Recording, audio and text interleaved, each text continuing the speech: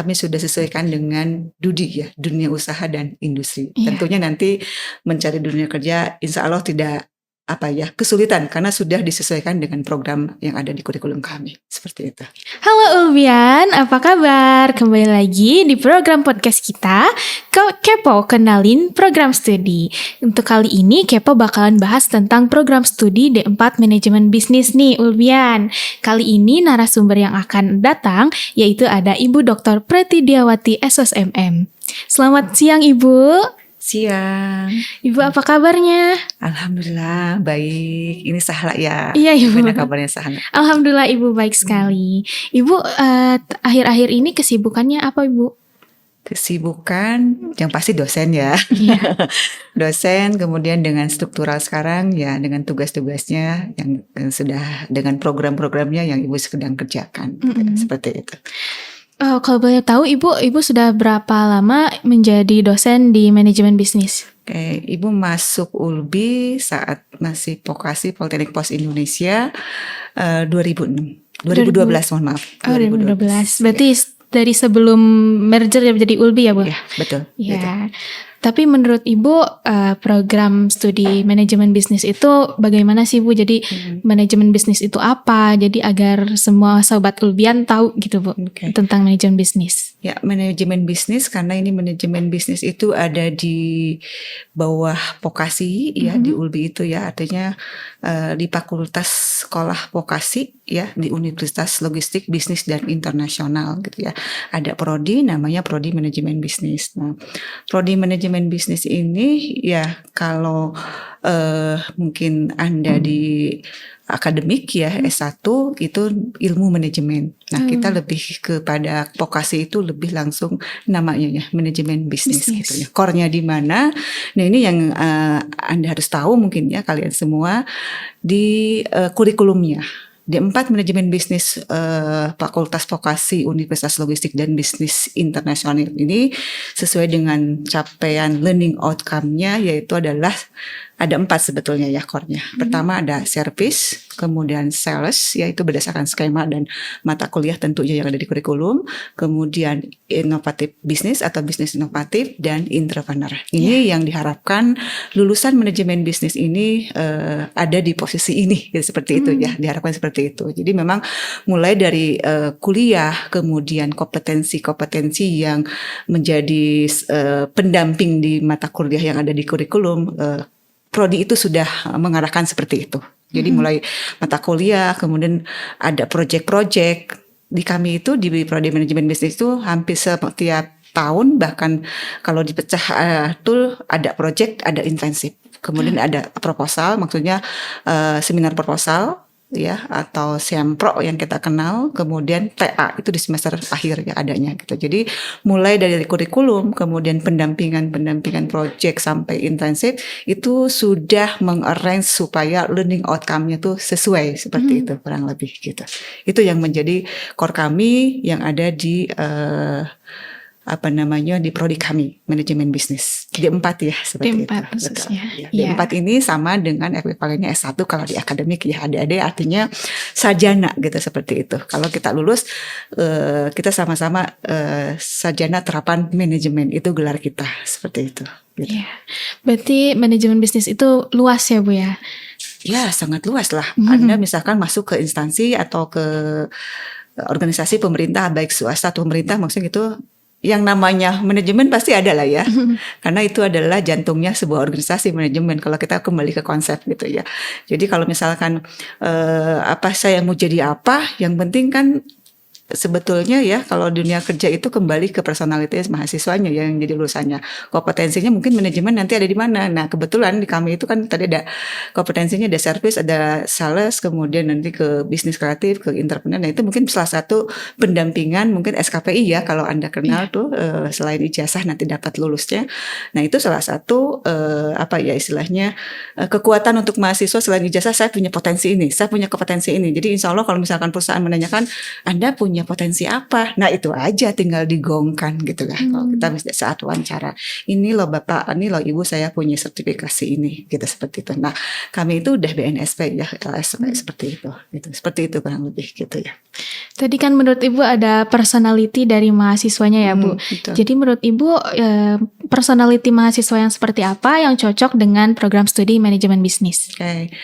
Nah, manajemen bisnis ini kan sosial ya, lebih ke sosial ya, seperti itu. Jadi mungkin beda dengan sains ya, kayak mungkin yang kemudian teknik, pasti karakter mahasiswa pun akan berbeda tentunya ya. Mungkin kalian juga bisa lihat mahasiswa yang teknik mah begini gitu kan ya, dari performnya, cara belajarnya. Kemudian mahasiswa yang sains misalkan ya seperti ini, itu emang sangat berbeda dari semua performnya. Tapi kalau misalkan apa istilahnya, tadi yang kan cara belajarnya ya, atau gimana, seperti apa Personality mahasiswanya?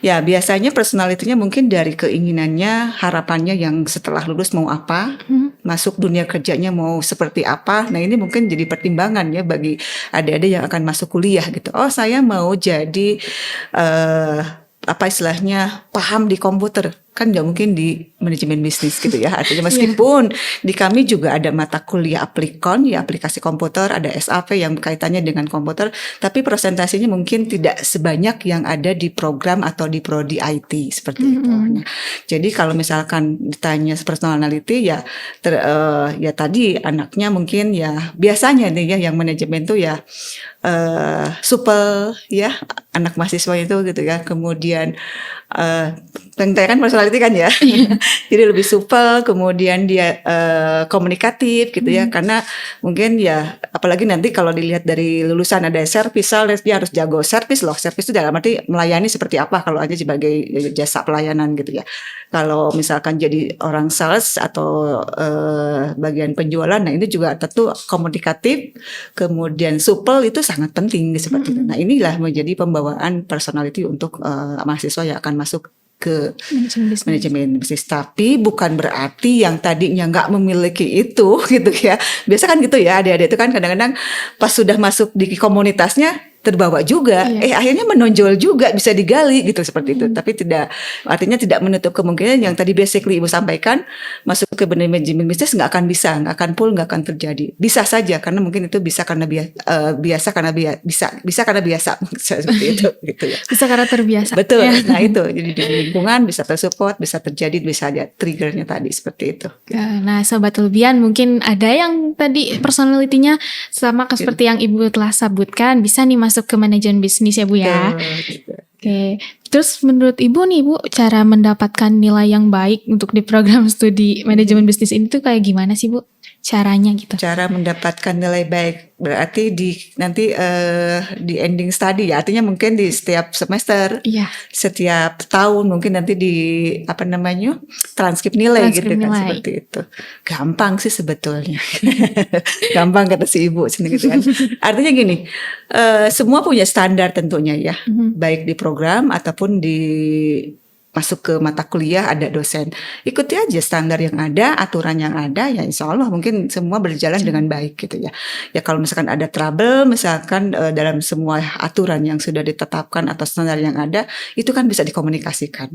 Ini loh yang suka masalah dengan mahasiswa itu. Kadang-kadang mereka mungkin ngerasa kesulitan atau apa, tapi tidak dikomunikasikan dengan dosen atau dengan prodi, ya akhirnya ngerasa, oh saya tuh nggak bisa, oh saya tuh tertekan dan sebagainya. Padahal kalau semuanya bisa dikomunikasikan pasti itu ada solusinya. Itu yang harus kita kasih ruang ke mahasiswa. Artinya kalau mahasiswa diam itu bukan berarti tidak ada masalah ya, rasanya gitu. Artinya tidak kooperatif, tidak ya istilahnya anaknya kayaknya ini ada masalah sesuatu tapi kok nggak ngomong, nggak nanya gitu kan. Nah itu yang harus kita tanya kalau dosennya mau aware ya, artinya supaya ya goals harapan kita kan dosen itu atau prodi itu harapannya kan anak yang masuk sesuai dengan proses pembelajaran kemudian lulus dengan target, itu kan harapannya. Semua dosen juga sama sepertinya. Nah kalau misalkan ada sesuatu hal yang terjadi seperti yang Ibu sampaikan tadi, minimal gitu ya, kita aware kalau misalkan anaknya tidak mengobrol, tidak menanyakan. Paling kan setiap anak tuh tipenya berbeda-beda. Ada yang berani, ada yang tidak berani, gitu seperti itu. Oke, baik Ibu. Mungkin tadi ada yang disinggung sedikit ya Bu ya mengenai mahasiswa yang kurang aktif di kelas mungkin ya Bu. Iya. Jadi kalau misalnya Ibu, bagaimana cara Ibu untuk mengatasi atau bisa mengajak mahasiswa yang kurang aktif itu untuk bisa jadi aktif di kelas? Bagaimana cara Ibu mengajarnya gitu? Oke. Nggak aktif tuh artinya nggak nanya, diam gitu ya. Dia istilahnya pendengar setia aja gitu kan. Ya. Ya, kadang-kadang yang begini yang pinter loh. Iya gitu ya, artinya dia nyimak gitu ya, banyak yang seperti itu, tapi anaknya pintar sebetulnya gitu ya, nilai juga bagus-bagus, cuma mungkin tadi dia kesulitan di komunikasi gitu ya. Ada yang seperti itu mahasiswa itu, artinya bukan berarti dia tidak paham, tidak apa-apa ya, kalau sudah mengerti ya dia ngapain gitu kan, nggak harus show off lah gitu istilah bahasa sekarang ya, saya menandakan saya bisa, saya mampu, nggak juga ya, nanti pas dikasih tes, dikasih apa dia bisa kan, itu mungkin prinsip anaknya gitu. Tapi kalau satu lagi, kalau misalkan diam dan memang tidak mengerti, nah itu mungkin berproses ya. Dosen juga, anak tuh pas nilai ini ya kan, dosen tuh ada kuis, ada UTS, ada tugas. Nah itu kan proses ini bisa ngelihat dari kemajuan studi anaknya, mahasiswanya. Jadi kalau misalkan anak ini tuh diam ya, tapi bagus nilainya, kan itu nggak hariwang ya, nggak khawatir kita itu. Tapi anak ini diam, nanya enggak, nilainya jelek, ini ada apa? Nah itu yang perlu kita menjadi perhatian khusus dari dosen seperti itu. Gitu. Atau dosen wali disampaikannya, atau misalkan ke prodi, itu banyaklah jenjangnya, tergantung case-nya seperti apa. Gitu. Kalau misalnya ya Bu ya, kan ada mahasiswa kebanyakan yang dosen tuh jadi favorit gitu. Mahasiswa favorit dosen tuh yang seperti apa sih Bu? Yang maksudnya yang Ibu suka tuh mahasiswa yang seperti apa gitu? Jadi saya memfavoritkan mahasiswa. Ya gitu. Maksudnya Ibu suka mahasiswa yang seperti apa? Ya tadi sih karakter mahasiswa kan tuh kan berbeda-beda ya, seperti itu. Ya kalau mau ideal sih ya kita kooperatif semuanya ya, sama-sama satu tujuan, goals yang sama gitu. Artinya gini, Ibu tidak hanya mengajar saja, artinya Anda juga harus istilahnya ada kerjasama, apa yang disampaikan itu ya tentunya harus dipahami. Kalau nggak paham tentunya Anda harus nanya. Nah itu kan kerjasama di situ. Artinya kalau misalkan pas giliran ujiannya jelek kan itu secara moral ya Ibu pribadi itu kan ngerasa tanggung jawab. Artinya kenapa? Apakah kami yang salah menyampaikan atau kurang tepat dan seperti itu. Tapi kan ini banyak faktor ya kalau itu. Artinya mahasiswa yang disukai oleh Ibu khususnya mungkin para dosen ya tadi ada kerjasama dengan goals yang sama, kita pengen nilai yang bagus semuanya, anak-anak kita pengen ya ada update knowledge, apa yang disampaikan dia paham, dia mengerti, itulah. Artinya apa yang disampaikan ada lah hasilnya di mahasiswa itu yang diharapkan gitu, seperti itu. Oke, terus bagaimana jika ada mahasiswa yang mengkritik cara mengajar Ibu atau bagaimana Ibu dengan mahasiswa gitu? Kritikan itu kan kalau yang istilahnya apa ya, kalau diambil positifnya itu kan kritik membangun ya, ada bahasa itu atau istilah itu ya.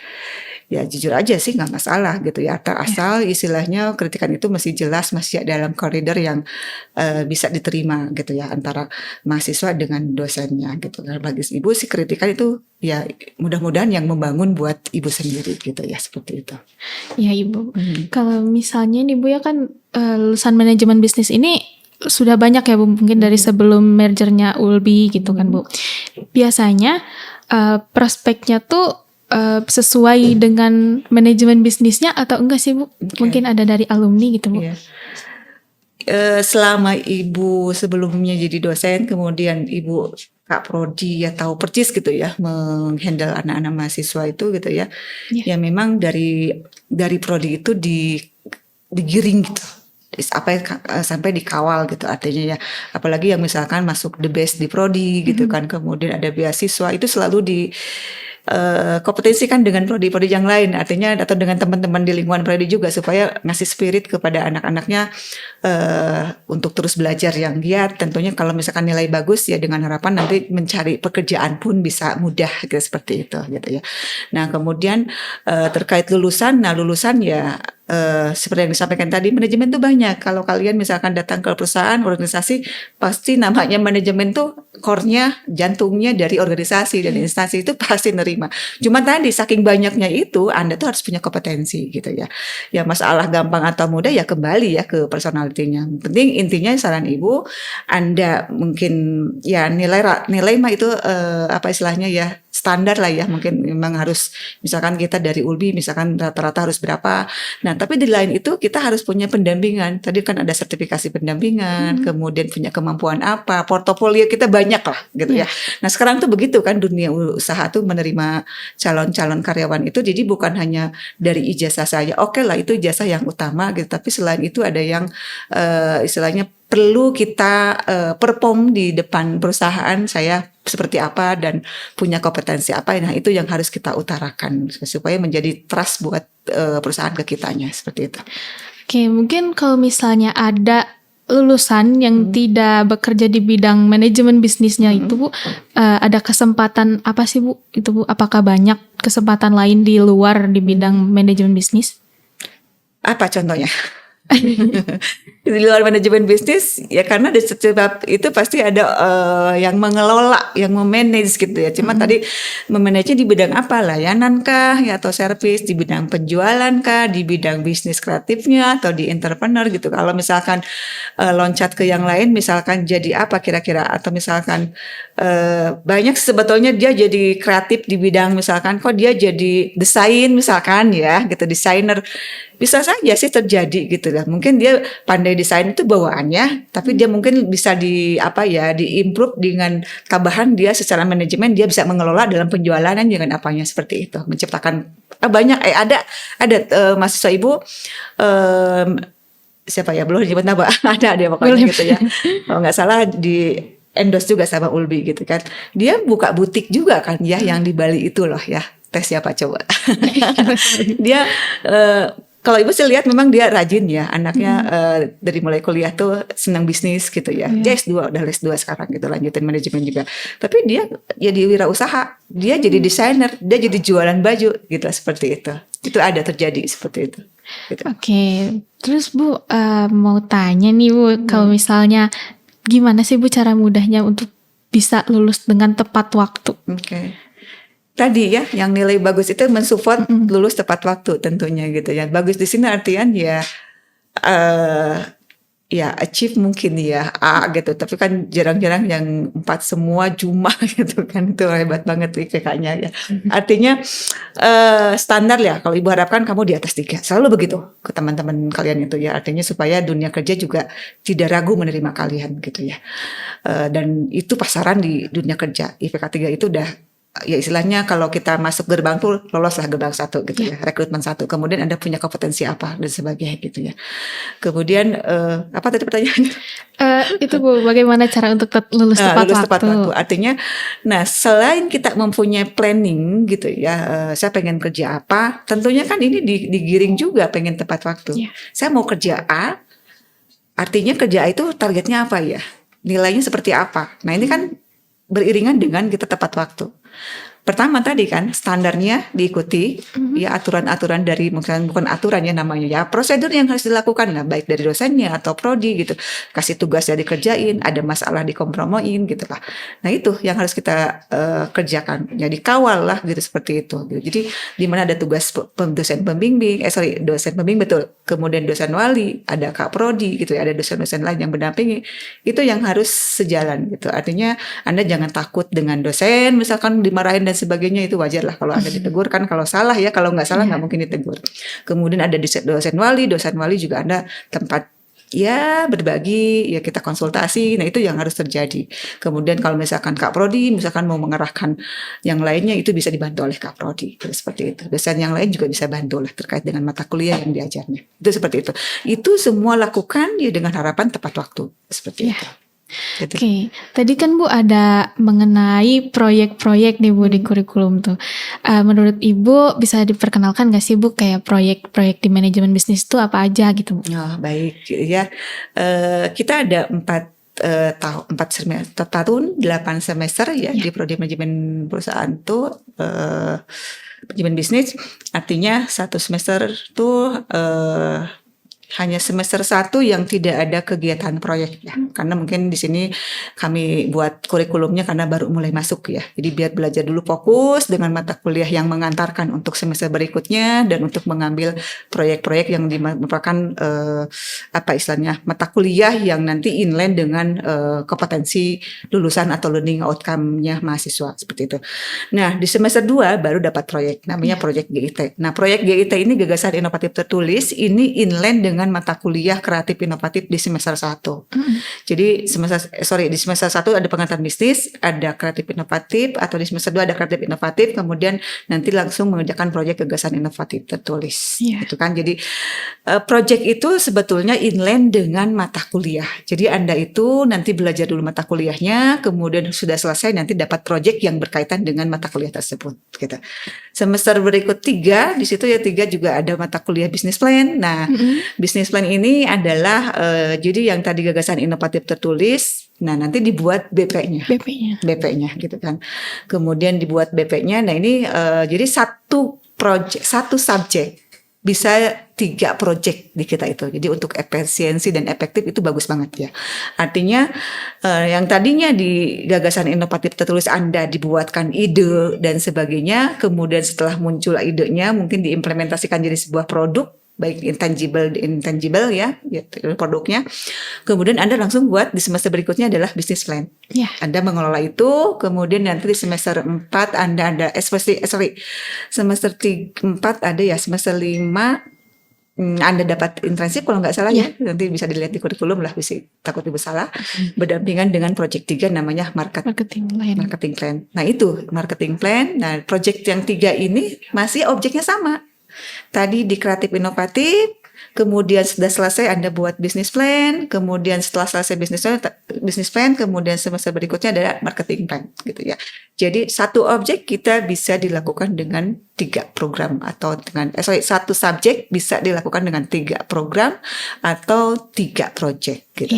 Kemudian ada internship ya 1 dan 2 Anda PKL ke lapangan gitu ya, itu yang membedakan fakultas vokasi ya. Jadi kita langsung terjun ke lapangan, kemudian ada tugas akhir, di mana sebelum tugas akhir Anda harus menyusun seminar proposal seperti itu. Berat ya. Enggak, sebetulnya kalau dijalankan itu adalah masukan insight buat Anda supaya nanti learning outcome-nya tuh itu tadi yang Ibu sampaikan gitu ya. Jadi apa istilahnya inline ya, kalau Ibu gambarkan kayak fishbone tuh, tahu kan fishbone, diagram fishbone itu, nah seperti itu. Di ranting-rantingnya tuh ada mata kuliah, ada apa istilahnya project, dan ujungnya adalah learning outcome kita seperti itu. Oke Ibu, yang terakhir Bu, kesan Ibu selama menjadi dosen di ULBI bagaimana Bu? Khususnya untuk menjadi dosen manajemen bisnis ya Bu. Oke. Dari dosen ya, jujur Ibu sebelumnya di praktisi gitu ya, dan ini sekarang jadi dosen gitu. Ya 2 hal yang berbeda gitu ya, artinya tuntutan pun berbeda, tapi sangat menyenangkan, makanya Ibu bisa tetap di sini. Artinya dosen ya bisa mengekspresikan lah apa yang kita miliki, apa yang kita inginkan. Nah mungkin di dosen tuh bisa terjadi gitu, bisa muncul gitu lah, seperti itu gitu ya. Itu mungkin yang kerasa banget di diri Ibu ya. Jadi dosen tuh di situ membedakannya. Waktu pun mungkin ya itu bisa kita kondisikan, artinya ya capaiannya pengen tinggi, ya tetap usaha pun harus tinggi gitu ya. Jadi artinya sistem kerja tergantung kepada kitanya seperti itu. Intinya kita bisa berekspresi lebih banyak gitu aja. Oke, Ibu mungkin ada pesan untuk mahasiswa manajemen bisnis atau mungkin untuk calon mahasiswa baru mungkin Bu? Ya, baik, untuk mahasiswa manajemen bisnis nih yang udah jadi mahasiswa gitu ya. Tetap semangat belajar. Tujuan Anda masuk di prodi kami adalah pengen jadi sarjana kan ya. Tentunya. Makanya dalam pencapaian itu yang semua disampaikan tadi ya Anda harus jalani gitu ya. Tetap semangat. Ingat dari awal masuk manajemen bisnis kita mau jadi apa itu prosesnya harus Anda jalani. Kita seperti itu. tetap semangat dan mungkin jaga kondisi Anda juga ya, karena pengen lulus cepat, kemudian maksudnya lulus tepat waktu, kemudian pengen nilai bagus ya, keadaan kalian juga harus bisa mengkondisikannya gitu, seperti itu. Kemudian bagi yang calon-calon mahasiswa manajemen bisnis di Fakultas Vokasi Universitas Logistik dan Bisnis Internasional, mari bergabung gitu ya. Ini ibaratnya kampus ULBI, Fakultas Vokasi, jurusan manajemen bisnis atau prodi manajemen bisnis ini ya, seperti yang disampaikan tadi ya, sudah sesuai lah dengan kalau misalkan nanti lulus bekerja, mulai dari kurikulum, kemudian tambahan-tambahan pendampingan dari kurikulum yang nanti jadi pendampingan ijazah, kami sudah sesuaikan dengan DUDI ya, dunia usaha dan industri. Tentunya nanti mencari dunia kerja insya Allah tidak kesulitan karena sudah disesuaikan dengan program yang ada di kurikulum kami, seperti itu. Baik, terima kasih Ibu sudah mampir ke podcast kita hari ini. Semoga Ibu semakin sukses ke depannya ya Ibu. Amin, dan betah dengan manajemen bisnis ya Bu. Sami-sami, terima kasih. Terima kasih banyak. Sukses semua ya, adik-adik tetap semangat. Ya. Oke, itu Sobat Ulbian. Tadi kita udah bahas tentang manajemen bisnis. Oke, untuk kalian nih Sobat Ulbian yang calon mahasiswa baru ULBI, kita ada periode 1 pembukaan pendaftaran sampai tanggal 30 April 2023. Jangan sampai ketinggalan ya teman-teman.